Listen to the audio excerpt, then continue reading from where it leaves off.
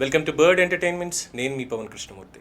తెలుగు సినీ పరిశ్రమలో మెగాస్టార్ అనే ఒక పేరు, ఒక భావోద్వేగం.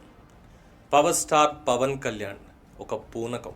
ఆ భావోద్వేగానికి, ఆ పూనకానికి ప్రతీకగా వారసత్వంగా నిలిచిన చిరంజీవి వారసుడిగా వచ్చిన రామ్ చరణ్ మొదట్లో స్టార్ కిడ్ అనే ట్యాగ్ తోటి అడుగుపెట్టారు.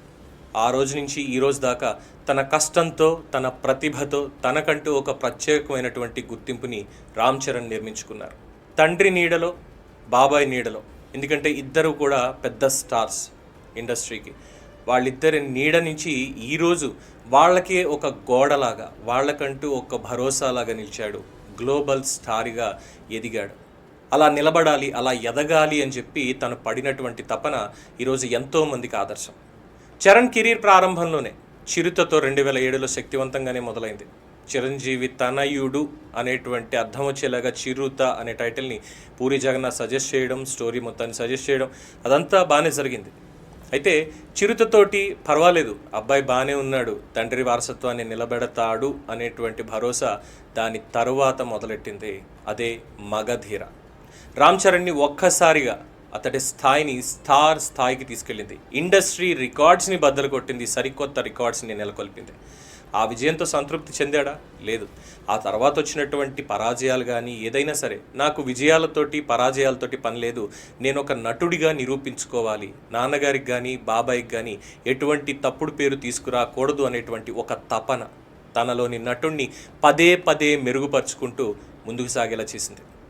ఇక ఆ తర్వాత వచ్చినటువంటి సినిమాల్లో అన్నిట్లోనూ తన నటన్ని మెరుగుపరుచుకుంటూనే తనలో ఉన్నటువంటి ఒక్కొక్క యాంగిల్ని, కామెడీ కావచ్చు, యాక్షన్ కావచ్చు, సెంటిమెంట్ కావచ్చు, అన్నీ చేసుకుంటూ వస్తూనే ఇక తనకంటూ పరిపూర్ణమైనటువంటి ఒక నటుడు చరణ్ తోటి మనం ఎన్ని ప్రయోగాలన్నా చేయొచ్చు, అలాంటి ముడిసరుకు తనలో ఉంది. ఎంతకైనా చిరంజీవి గారి అబ్బాయి పవన్ కళ్యాణ్ గారి తమ్ముడు లాంటి వాడు. ఎందుకంటే పవన్ కళ్యాణ్ గారే చెప్పారు, నా అన్నయ్య కొడుకు అనుకోను కానీ నాకు తమ్ముడు అనుకుంటాను అని. రంగస్థలం, అందులో చిట్టిబాబు పాత్ర, అందులో తను చూపించినటువంటి హావభావాలు, నటన రామ్ చరణ్ కెరీర్కి టర్నింగ్ పాయింట్స్. ఒక గ్రామీణ యువకుడి అమాయకత్వం, కోపం, బాధ, అందులోనూ తనకున్నటువంటి ఆ చిన్నపాటి వినికిడి లోపం, వీటన్నిటితోటి ప్రతి ఒక్క భావాన్ని కూడా అతను అభినయించినటువంటి తీరు ప్రేక్షకుల మనసుల్లో ఇప్పటికీ కూడా మా చిట్టిబాబు అండి అనేటువంటి విధంగా తన్ని ఉంచేసింది.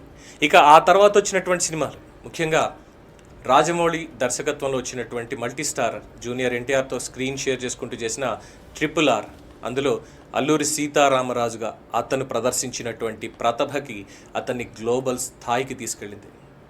తండ్రి మెగాస్టార్, బాబాయ్ పవన్ స్టార్, వారసుడు గ్లోబల్ స్టార్. ఇది కేవలం రామ్ చరణ్ విజయాల కథ మాత్రమే కాదు, ఇది ఒక కీలకమైనటువంటి ఒక జర్నీ. ఆరంభంలో ఎన్నో విమర్శలు ఎదుర్కొన్నాడు, ఎంతోమంది అవమానించారు, హేళన చేశారు. అన్నింటినీ కూడా చిరునవ్వుతో ఎదుర్కొని ప్రతి సినిమాలో ఒక్కొక్క సినిమా నుంచి తనలో నటుడిని మరింతగా తీర్చిదిద్దుకుంటూ తన నటనకి మెరుగులద్దుకుంటూ జీవించినటువంటి ఒక పెద్ద ప్రయాణం అని చెప్పొచ్చు. తండ్రి చిరంజీవి నుంచి వచ్చిన పేరు ఒక వరం.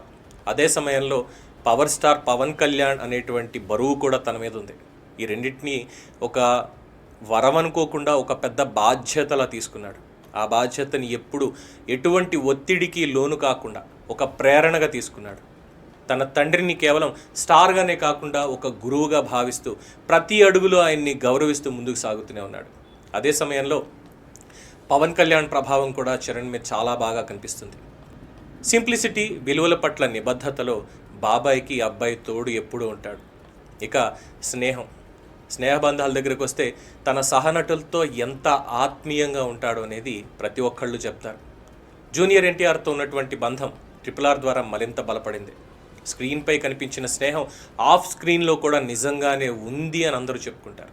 రాణా దగ్గుబాటి, శర్వానంద్, ప్రతి ఒక్కళ్ళతోటి కూడా స్నేహితుల్ని ఎప్పుడూ వదిలిపెట్టడు అనేటువంటి ట్యాగ్ కూడా చరణ్కి సొంతమే. వాళ్ళ అనుబంధం చాలా ప్రత్యేకం. ఈ బంధాలే, ఈ స్నేహబంధమే అతనిలోని వ్యక్తిత్వంలో నిజాయితీని ప్రతిబింబిస్తాయి. ఇది నేను మా బాబాయ్ దగ్గర నుంచి నేర్చుకున్నాను అని చాలా సరదాగా చెప్పేస్తాడు. ఇక వ్యక్తిత్వం విషయానికి వస్తే ఎంతో చక్కటి మనిషి, ఎంతో సైలెంట్, డౌన్ టు ఎర్త్. పబ్లిక్లో ఎక్కువగా మాట్లాడకపోయినా తన పనితోనే మాట్లాడతాడు. అది సక్సెస్ అయినా ఫెయిల్యూర్ అయినా ఏదైనా సరే అతనిలో అహంకారం కానీ అహంభావం కానీ ఎప్పుడూ కనిపించదు. అదే రామ్ చరణ్ ఎప్పుడు ప్రత్యేకంగా నిలబెట్టింది. ఇక భక్తి, తండ్రికి బాబాయికి తగ్గ తనయుడు, ఎంతో ఆధ్యాత్మిక స్వభావం కలిగినటువంటి వ్యక్తి. ముఖ్యంగా అయ్యప్ప స్వామి మీద, ఆంజనేయ స్వామి మీద ఆయనకున్నటువంటి భక్తి అపరిమితమైనటువంటి భక్తి. దాని గురించి పవన్ కళ్యాణ్ గారే చెప్తారు చాలా సందర్భాల్లో. చరణ్ ఎప్పుడూ కూడా 100 రోజులు కనీసం ఏదో ఒక మాల్లోనే ఉంటాడు. ఎందుకు అంటే ఎంత కష్టపడి పని చేస్తున్నానో ఆ సక్సెస్ వచ్చినా ఏదైనా ఆ ఒత్తిడి నా మీద పడకుండా ఉండడం కోసమే నేను దైవాన్ని నమ్ముకుంటాను, ఆ దీక్షను నమ్ముకుంటాను అని చెప్తాడు. ప్రతి ఏడాది కూడా దీక్ష తీసుకుని అటు శబరిమల వెళ్తారు, అలాగే దుర్గామాత దీక్ష తీసుకుని విజయవాడ వెళ్ళడం కావచ్చు, అలాగే ఇతరత్ర అనేక పుణ్యక్షేత్రాలకు వెళ్ళడం, ఇవన్నీ కూడా ఆధ్యాత్మికత అనేది అతని జీవితంలో ఒక ముఖ్యమైనటువంటి భాగం అయిపోయింది.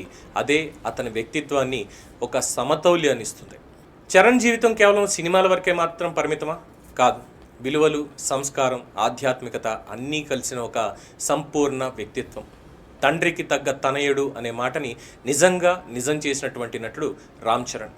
కేవలం మెగాస్టార్ కొడుగ్గానే కాదు, తనకంటూ ఒక చరిత్ర సృష్టించుకుంటున్న గ్లోబల్ స్టార్.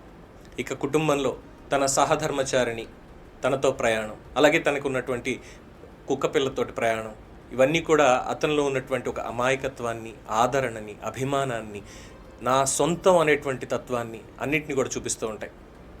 అలాగే ఈ సంవత్సరం తనకి ఇంకా స్పెషల్. 2 పిల్లలు పుట్టారు, చక్కగా కవల పిల్లలు. చిరంజీవి గారికి వారసత్వం వచ్చింది అంటూ అభిమానులు అందరూ కూడా చాలా చక్కగా చేస్తున్నారు. ఇవి కాకుండా అతని సేవా కార్యక్రమాలు, వీటన్నిటినీ కూడా ప్రతి ఒక్కళ్ళు కొనియాడుతూనే ఉంటారు. ముందు నుంచి స్టెప్ బై స్టెప్ తనని మార్చుకుంటూనే ఉన్నాడు, మలుచుకుంటూనే ఉన్నాడు. అది రామ్ చరణ్ అంటే.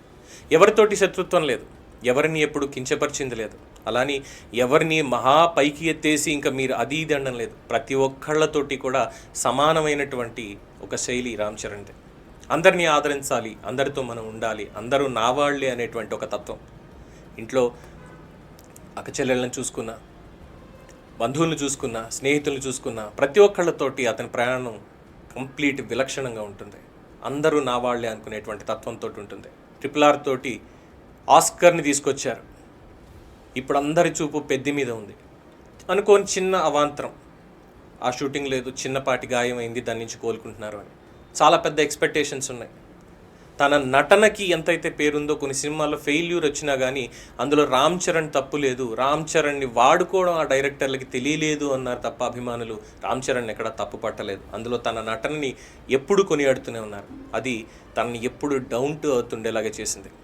రామ్ చరణ్ పుట్టినరోజు సందర్భంగా అతని విజయాలు ఇలాగే కొనసాగాలని, తండ్రికి బాబాయికి తగ్గ ఇమేజ్ని ఇంకా బలపరుచుకోవాలని, అతని ప్రయాణం ఇంకా గొప్పగా ఉండాలని మనస్ఫూర్తిగా కోరుకుంటోంది ది బర్డ్ మీడియా.